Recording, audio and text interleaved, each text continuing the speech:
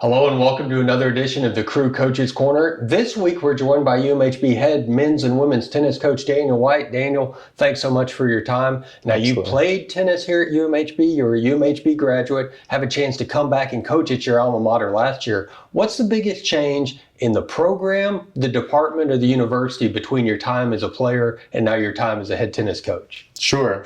So I played here for 4 years, graduated in 2011. And it's one of those things that it's good to be back. I had really no intentions of leaving the place that I was at. I was happy at that high school, and this opened up, and I said I've got to go for it and give it a shot, playing for my coaching for my alma mater. So it's really been awesome coming back on this side of things and being on the coaches side.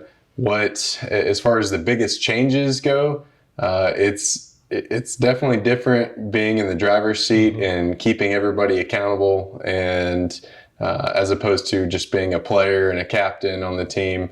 Having some responsibility there as a captain to keep people in line, but it's a different ballgame when you're running the show and you're the head coach. And that's really been the biggest transition. It hasn't been a huge change, but it's exciting to see the direction we're heading. It is a big transition going from high school coaching to collegiate coaching. How much did it help you that you knew the university, you knew the program, you knew the department, you knew what the expectations were, and you knew a lot about the background of what goes into making a successful program on both the men's and women's tennis side because you've seen it from your playing days? Sure. Yeah. So it's from a high school setting, everything was intense. It was a really strong program, but being able to step into the university collegiate level, it's a whole new ballgame. It's everything is just a whole new level. And so understanding that the expectation is to win, and that's the expectation of the university, but that's my expectation of the team as well. And so we're pushing hard every single week. We're doing 3-hour practices every single day of the week, except for the weekends. And then they're also doing private lessons during the week with me.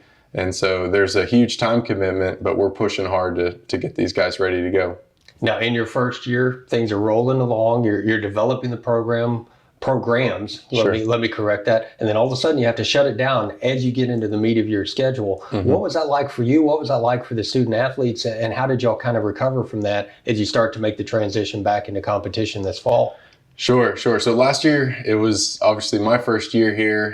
And so I have big hopes, high expectations for the team, and we get rolling.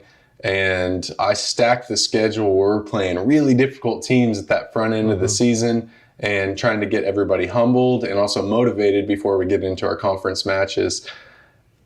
COVID hit mid-spring break and shut everything down, and that following weekend was going to be our first dual match against a conference opponent. So that definitely threw us back. It was not something anybody was planning on, but it stopped our season right then and there when we were really primed, ready to go, and had prepped with all those matches beforehand. And so that made it really difficult. We lost certain, obviously our seniors are gone, but coming back from that, everybody's been dealing with the same situation. Even my incoming freshmen who were in a high school setting, they were dealing with the same thing. So they're all hungry to get out there and compete and play and work hard. So these first few weeks of practice have been incredible, and just seeing the determination and how excited they are to be able to step back on the court and actually compete against these other programs. What is the biggest adjustment you've had to make because of all the protocols, because of everything else you're having to do? How does practice look different this fall than it did in the spring? Sure. So social distancing is the big one. All the kids are expected to get their wristbands and temperature checks and get screened every single day. So that's different. That's on them, so they take care of that before practice time, and so they understand that's the expectation, and so that's little impact on me as a coach, and during our practice it has little impact. However, when we meet and do our pre-practice rundown of what we're going to be working on that day, everyone's in our meeting room. Our chalk talks are a little bit different because everybody's masked up, spread out, and so it takes a little bit away from that team atmosphere where everyone's right in there in the fight together. and physically close together, ready to go. So it takes a little bit away from that. Once we get out on the court, we're able to accommodate pretty seamlessly. We're able to keep that 6 foot distance, no problem out there. There's plenty of space. And so the drills and things that we do have changed a little bit to keep that spacing and spread them out.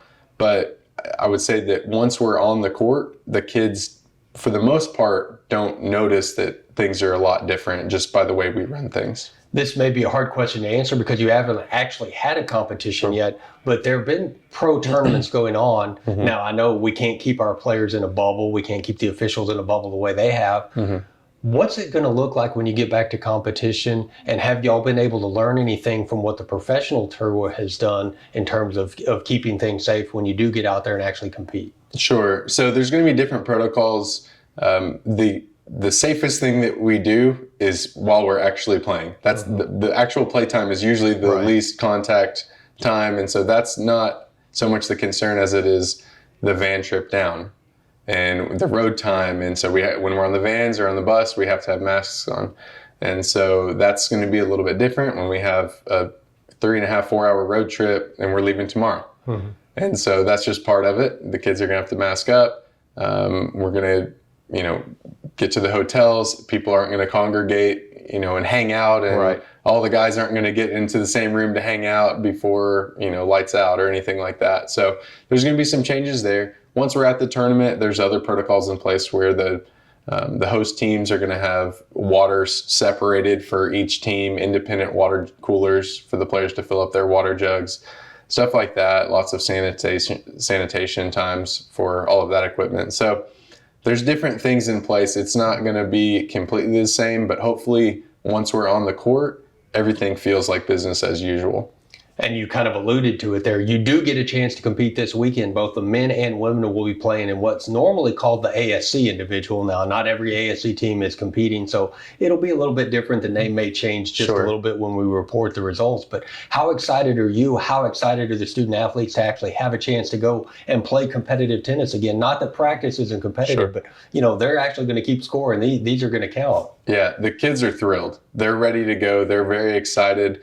They're eager to get out there. They're used to, at this point, unfortunately, plans changing so quickly and often that I think they're eager to get there and start hitting that first ball and things to really be solid at that point, knowing that, okay, we're actually competing and it's not going to be taken away from us at the last minute. We had one team last week that dropped out and they were going to host. Mm-hmm.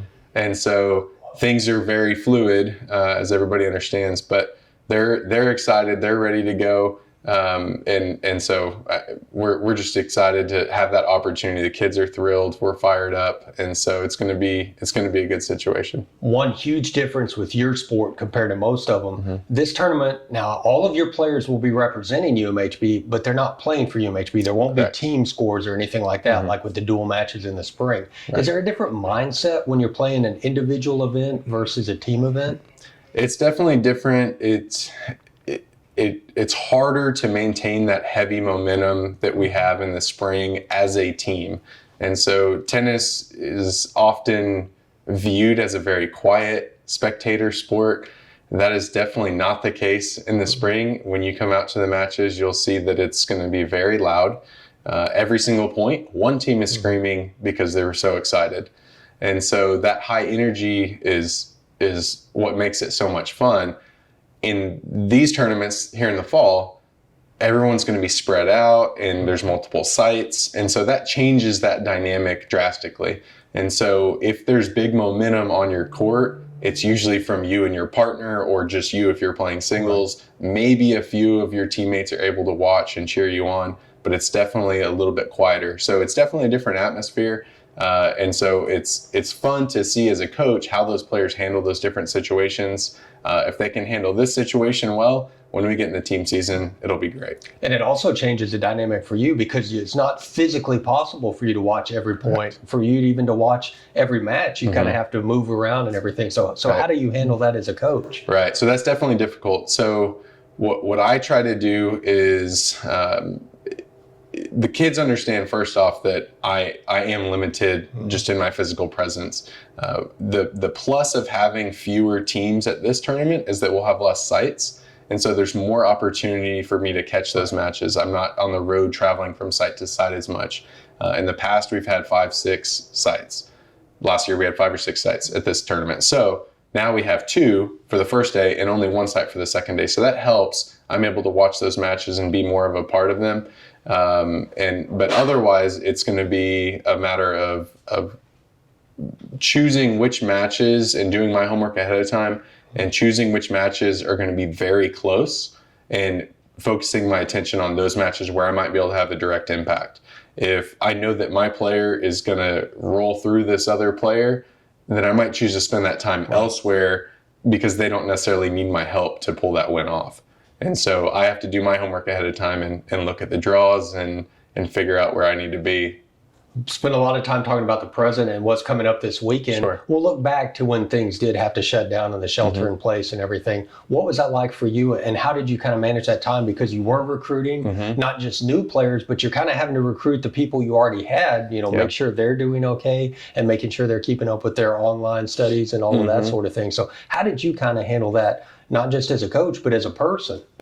Yeah, that was definitely a reality check. There were a lot of changes going on. It was my first year in the program. My wife and I were building a house at the time here in Belton. Wow. And so that was just an added layer of stress and trying to navigate that space. And as you said, keep the players that are not graduating and get them on board to stick and stick to our program and stay with us another year. And also recruit the new players that are coming in and dealing with how can we give these incoming freshmen tours. And so there was a lot of things going on. It definitely was not a sabbatical or just a break where I'm able to hang out and relax. It was really just 100% of my attention shifted from we're going to, prepping for the next match and we're going to win this match and taking care of the homework side of that, into, okay, now we're looking for the future. Okay, we have to just shift my focus over and get players in the door that are interested in coming here and recruit heavily. And it's still something that is ongoing and managed. And the big difference between that and a typical year is that the players are less likely to return during a pandemic. Right. And so there's a lot of conversations, a lot of checking in with those guys, making sure that they understand and they're educated on what we're doing to keep them safe, and really following up and keeping them in the loop, encouraging them to do what's best for them, but also understanding that we're going to take care of them. Now, maybe answers to what's been kind of a popular answer. With a new house, there may not have been quite as big a to-do list around the house. Did you pick up a new skill or anything while you were sheltered at home? Take up a new hobby, anything like that? Or Yeah, I got really good at unpacking boxes. That's something I hadn't done for a while. No, there's not a whole lot of projects to do, little things around the house. I do some carpentry on the side, so my wife wanted some new shelves, and that was something I was able to put up for her, and little projects like that, but nothing really outside of the norm. Well, thanks so much for your time, Daniel. Best of luck this weekend, and get things rolling and get off to a great start. Awesome. Thanks, John. And we'll be back next week with another edition of Crew Coaches Corner right here on CrewAthletics.com.